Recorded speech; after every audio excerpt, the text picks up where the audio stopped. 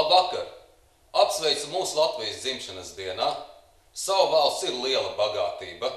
Diemžēl man šajos svētkos ir nedaudz skumji. Kādā Latvijā dzīvojam? Vai šeit valda tautas vara? Vai šeit valda tiesiskums un labklājība? Kur vien skaties pilsētu mēra miljonāri? Uz godīga biznesa, nē, uz mūsu nodokļu rēķina. Vai ir cerības pārmaiņām? Tādas ir. Gudru un godīgi cilvēku Latvijā netrūks, tikai jādod tiem iespēja. Šodien es, Jānis Bordāns, paziņoju par atklātu konkursu uz Latvijas pašvaldību vadītāju amatiem. Pirmo reizi Latvijas vēsturē tikai iedzīvotāji izlems, kas vadīs viņu pašvaldības.